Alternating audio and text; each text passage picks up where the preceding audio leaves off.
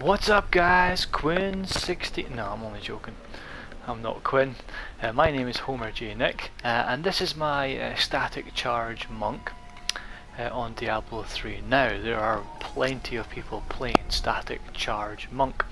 It seems to be one of the highest solo builds at the moment for high greater rifts in Diablo 3.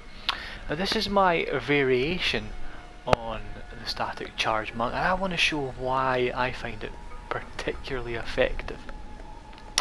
As you can see from my character screen here, it's very good for hardcore characters. So let us get in and let me describe some of the changes that I've made and the idea and theory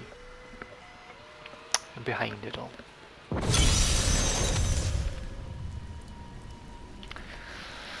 So here is my Static Charge monk.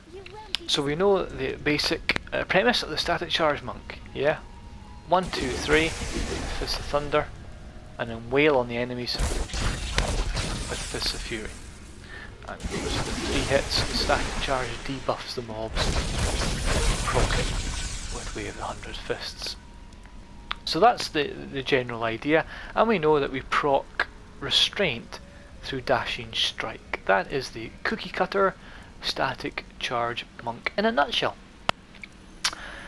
I have a problem with Dashing Strike. It costs 75 spirit, and sometimes when I use it to proc Restraint I have less than 75 spirit, and when you do that it consumes a charge. It still does the Dashing Strike, but because it consumes a charge, it's not a spender. Now if it's not a spender, it's not proccing Restraint, and I find that I'm losing that Restraint buff at certain times, and that damage loss can impact on your Greater Rift achievements. But I don't like Dashing Strike that much anyway, so I wanted to utilise a Static Charge monk that can proc Restraint without Dashing Strike. So here's what I found to be the optimum setup for a Static Charge without Dashing Strike. Now this is on console, but the premise will work on PC as well. So here is my character sheet, and I'll go to my skills, and I shall show you that I don't use Dashing Strike, I use Tempest Rush. Why would I use that? Well, for 2 reasons. It only costs 30 spirit, so instead of having to be above 75 to make sure I proc Restraint with Dashing Strike, I only need 30, and that will guarantee to proc Restraint. So I find I never drop my Restraint buff. Perfect. But Dashing Strike also gives you a bit of manoeuvrability and attack speed. Well, I can take the manoeuvrability with Tempest Rush because it allows me to move through enemies, and if I get into just sticky situations, I can get out of the way. So for me, dropping Dashing Strike for Tempest Rush, there seems to be very little difference. But here's the catch, of course. To make Dashing Strike cost 75 spirit and be a spender, you need 4-piece raiment set. That's the 4-set bonus that Dashing Strike spends 75 spirit. Well, if I've dropped Dashing Strike, I do not need a 4-piece set. And if I don't need a 4-piece set, well, that opens the way up for 3 pieces of gear that's not on the standard cookie cutter build. Can I improve the DPS and the survivability? Well, I think I can. I have 2-piece set on my shoulders and on my torso for the raiment set. So what I've found is that if I put a 2-piece inner set on my helm and my gloves, then that gives me the 2-set bonus for the inner set, which is to increase the passive effect of Mystic Ally and the base effect of my mantra by 100%. When you add in the 3rd piece, which is the Crudest boots, which gives me a 2nd Mystic Ally, then you can see why my DPS is so high.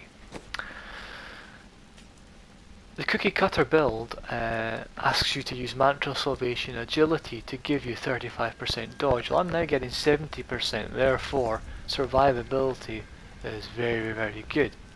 But with a mystic ally and set to fire ally, I get the passive of 10%, boosted by 100% by my inner set, which is 20%, and then I get a further one from having a second mystic ally. Perfect. So my DPS is going up quite a lot from this setup, and I'm not losing anything. I'm not losing survivability, and I'm not losing the ability to get out of a sticky situation. The only thing I might be losing out on is the bonus from dashing strike for attack speed. Well, we can mitigate that. I can put attack speed 7% on 3 bits of gear. On my rings, and I've got it on my belt. That's 7 times 3, 21% attack speed. I use the follower, the enchantress, to give me another 3%. The basic passive of Seize the Initiative gives me more attack speed as well. So in all that combined with the Flying Dragon procced gives me 4.5 attacks per second. That's plenty. That gives me a lot of spirit regen when I'm hitting enemies and a lot of damage. It's the sheet DPS though on this setup with the 2-piece inner and the 2-piece remnant that I find particularly interesting. 2.6 million sheet DPS. When you add in lightning damage of 40%, the damage is quite significant.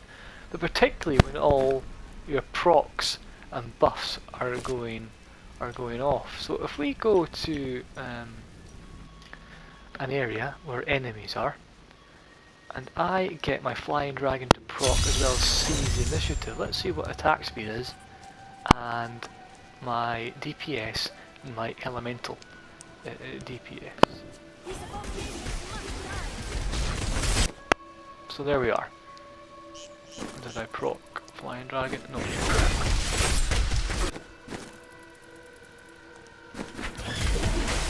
Oh, there I have.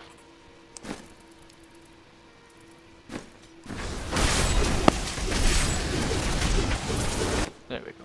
Yeah, there we go. So, as you can see, sheet DPS 5.7 million.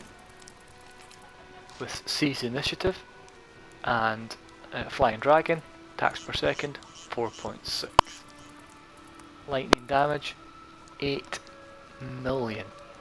And that, and this is Torment 10, just decimates things.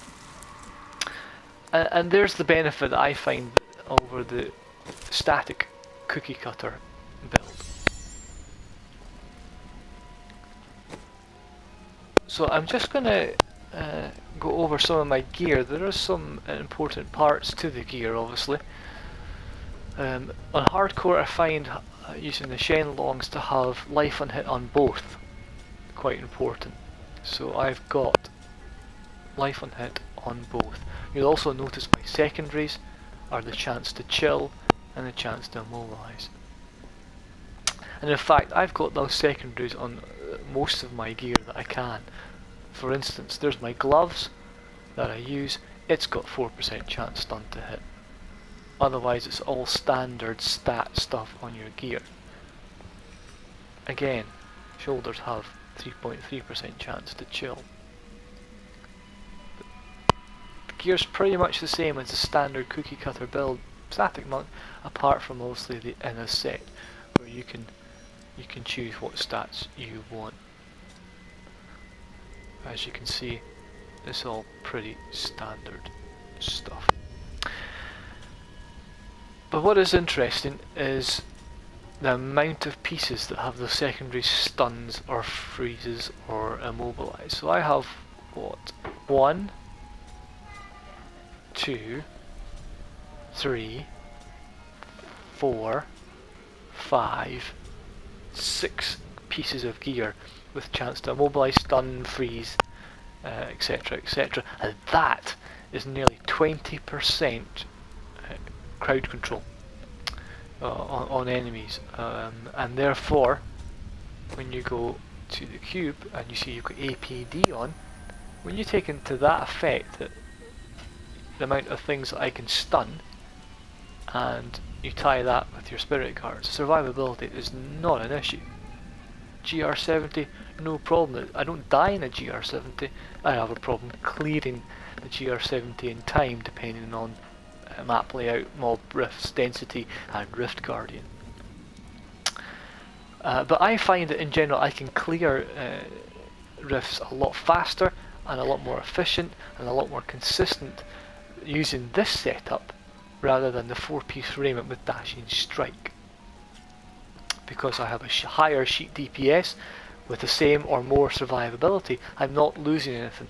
I may be losing out in dashing strike, but I can mitigate that with using Tempest Rush to get out of sticky situations, and Serenity to cope with frozen or anything else. So this build is extremely effective, and on console, as I say, I can do GR70. I'm pretty sure if I had 1500 Paragon and I was on PC, that GR78 onwards would be doable.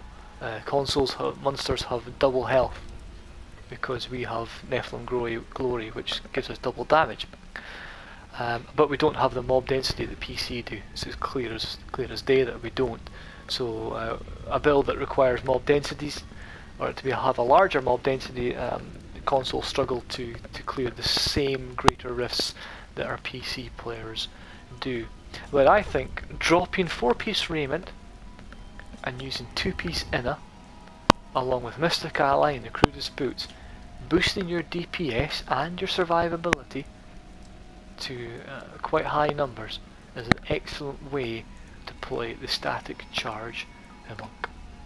So thanks for listening, guys. I'm also going to post a video of me doing a GR7.